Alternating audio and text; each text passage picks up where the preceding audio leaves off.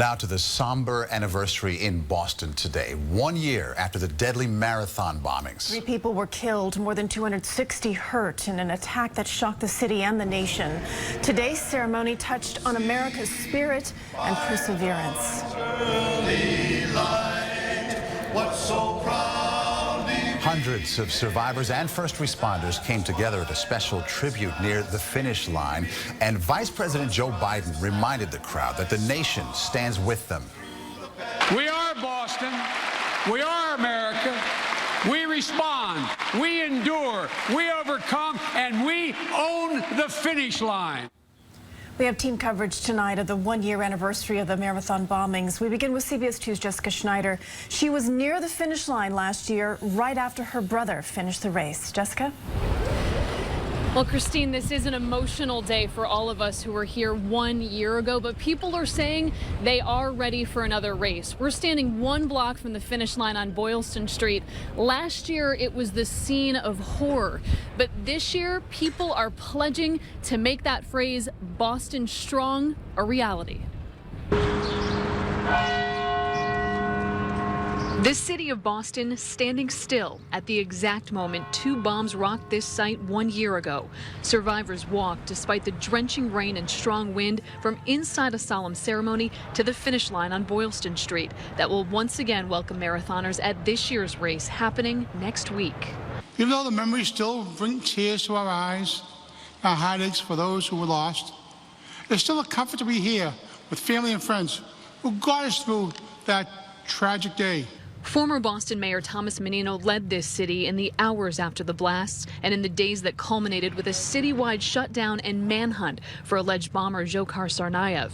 Today, Menino stood by the survivors and the families of the 3 killed and more than 260 hurt at the marathon, and in honor of MIT police officer Sean Collier, who was killed in a confrontation with the bombing suspects.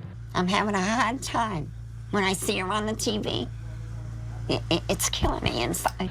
29-year-old Crystal Campbell was one of the 3 killed in the blast. 1 year ago, the grief was unbearable for her grandmother, but with the spirit of Crystal close to her heart, she's found the strength to move forward. Crystal wouldn't want me to shed no tears or nothing. She was that tight. And showing bravery far beyond their years, Jane and Henry Richard, the brother and sister of 8-year-old Martin, the blast's youngest victim. They laid a wreath at the site where Martin was killed, just feet from the finish where he cheered on the runners. Martin Richard, Crystal Campbell, and graduate student Lingzi Liu were killed doing what hundreds of thousands do every 3rd Monday in April, celebrating the spirit of Boston and its 118-year-old marathon. Because I knew you. I have been changed for good. Now the city and country are paying tribute to the heroism of that day and the pain. When 2 backpack bombs forced this run to a screeching halt, sent emergency responders scrambling, and injured more than 260 innocent people.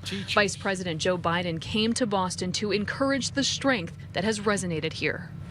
It's the one thing I think you vastly underestimate about what you're doing for so many people in dealing with your own grief with such courage. A Boston Strong sentiment that can be found everywhere on these streets. We've got to do what we got to do to keep it going forward, and that's what's important, is that we're still running.